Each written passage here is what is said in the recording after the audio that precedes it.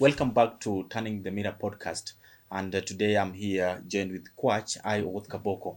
Today we've seen the public service CS Justine Muturi has addressed the press today, and he's speaking against the government and speaking against abduction in specific. And he's even pointed out his son being abducted last year in June, Gen Z based protests. And we are asking ourselves a lot of questions on this issue and this matter. Is there division, or maybe is there something that we don't understand in the politics, or maybe there is something that is due to take place? So, Coach, my first question is, kindly help us understand who is this person, Justine Muturi, and what is his weight politically? Justine Muturi has been an MP, and actually he comes from the Mount Kenya East, that is Embu County.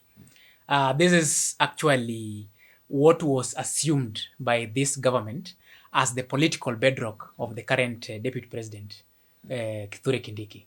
Again, Justine Muturi is just the immediate Attorney General, someone who is part and parcel of the Security Council of the Kenya as a republic. Then currently he's serving as the Cabinet Secretary, just what you've mentioned, of public service. Yes. Oh, Justine Muturi was recently appointed to the CS position, and we've seen him not speak before against the government concerning, very specific concerning the abduction of his son that was done back in June. Why is it being done today? Actually, that's a very important question that we have to look into. Personally, I look at Justine Muturi as a politician. Because in as much as he's serving in the position of the CS, but he's a politician and has been a politician before. So whatever Justine Muturi is doing has weight politically. Because in a political life or in a political arena, everything has a meaning.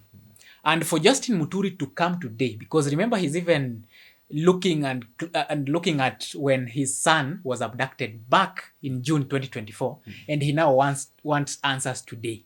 So I'm looking at a man who is trying to position himself better politically. And remember, there is an uprising in Mount Kenya against this regime, and there is no one key political leader that is eligible to run as a president right now. Like if you look at all those who are trying to come up, because Gachagua is kind of their leader, but then as per this, how things are, he cannot run for president unless the court decides otherwise. So I'm seeing Justine Muturi trying to position himself better as a candidate, and might as well be endorsed by the likes of Gachagua. Remember, Gachagua is yet to make an announcement at the end of this month, January. So maybe he's just tried playing around with the games, and he's trying to position himself better as somebody who is a possible successor and a possible contender or a possible kingpin of the Mount Kenya region. Again, I'm also seeing a possibility of the government trying to divert the attention of Kenyans away. If at all he is not playing the games, then I'm also seeing a possibility of him doing this so that people concentrate on what he's saying, what he's doing, so that people can forget about the sentiments that were made by the likes of Oscar Sudi, saying that when it comes to 2027 elections, kama kura haitatosha wataongeza. So maybe it's just a diversion kind of statement. Aside that, when we don't think about maybe the diversion end, does it mean Justine Muturi is trying to say he's ready to resign from the government and this position at the CS?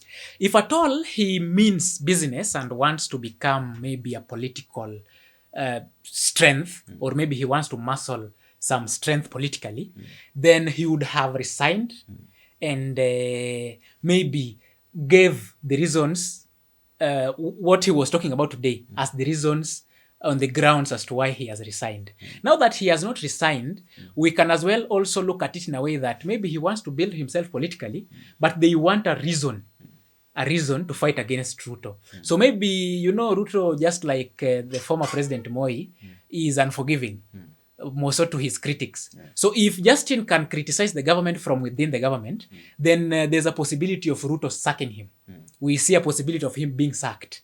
So if Justine Muturi is sacked, then they now have, and him himself, they have a proper reason to fight the Ruto regime. Okay. Yeah. And if Justine Muturi is sacked from the government, does it mean there is an internal division within the UDA party or maybe the Kenya Kwanza government? Actually, by the time Justine Muturi was coming out to the public and to the media to address the public, that shows you that even within the cabinet, within the UDA government, it just shows you that even the cabinet themselves are not speaking in one voice. So there's a division.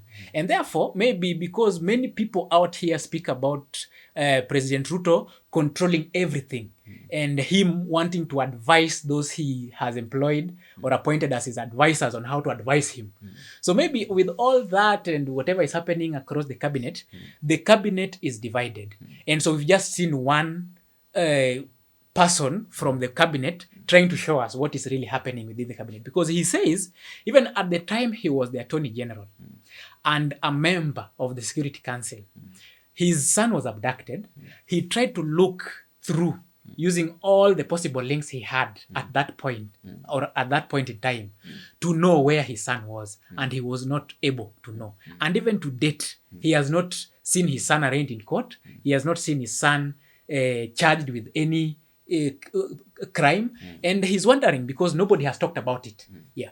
So, do we see a possibility of the people of the mountain, the politicians of the mountain, maybe trying to come up together against this regime, or what is the political play? Because when we listen to what MP Sudi is speaking about, that they are also people who can lead the government, and it is just them also who can stay in the government. It is not that it is set for another people, maybe specifically referring to the people of the mountain. Yeah. So what is the game here? Okay, all along we've seen Mount Kenya united, and they normally vote as a block. So with Ruto in power, he has tried to divide these people into Mount Kenya East and Mount Kenya West. So again, with this happening, with Muturi being from Mount Kenya East, or a place where Ruto expected maximum, actually total support, then that shows Ruto himself that there's still a long way to go. Because with Muturi from that region speaking against the happenings and the everything wrong that is happening within the government, then that means that even from within Mount Kenya East, the politicians are still uneasy with this government. And then we are seeing a possibility, because I've told you there's a very serious uprising against this regime within Mount Kenya region. So I'm seeing a possibility of MPs getting out one by one. You can even maybe hear what the Gatanga MP talked about, though he spoke in the Kikuyu language. So if you get a friend who can translate that to you, then you'll realize that it's cooking and it's boiling nicely. So we are seeing a possibility of the Mount Kenya MPs, Mount Kenya leaders coming together, joining forces, and then chanting a path, a political path. And therefore, we expect even Gachagua, when he'll be giving us his address at the end of January, we expect a lot of things to happen. Though it's still too early, he would not have made it right now. He would have waited a little bit so that he makes it later. Yeah. And now that the mountain is bringing its children together, do you see a possibility of Kindiki also resigning? Consider that he has seen a lot of humiliation within the Kenya Kwanza government. Kindiki seems to be enjoying the title, not the power. So maybe as a man who enjoys the title, I don't really see him resigning.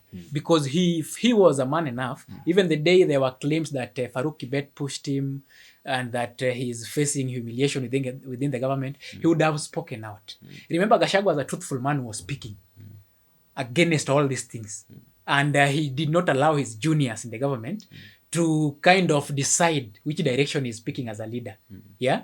So with Kindiki here, maybe he's just enjoying the title. So I don't see a possibility of Kindiki resigning, not unless there's too much pressure from the electorates. And what is the position of the ODM party in this situation? In this situation, we've seen most of the politicians within ODM who are praising this government for giving them CS positions. We've seen Junet Mohammed, we've seen those who are in the CS positions, and other leaders within ODM praising this government. But again, you know, every political party, there's one spokesperson, and that is the Secretary General. So in ODM, if you look at what Sifuna is doing, he's trying to speak that they are not part or party to what is going on in this. And whenever you see a Secretary General speak, that is exactly the stand of a party leader. So maybe Raila Odinga has also seen some sense of maybe things might not go well the other side in the AU, and they're just trying to make sure they protect anything that if at all it goes wrong the other side, if he comes back, maybe he still wants himself to be accepted by the public. So I doubt if ODM would really stand or support what is happening, save for their few who are maybe Tumbocrats and enjoy the amount of money they are given to be the choir masters of the government. Oh, thank you so much once again. This is Turning the Mirror podcast. This is where you get the perspective you get nowhere else. Thank you and welcome once again next time.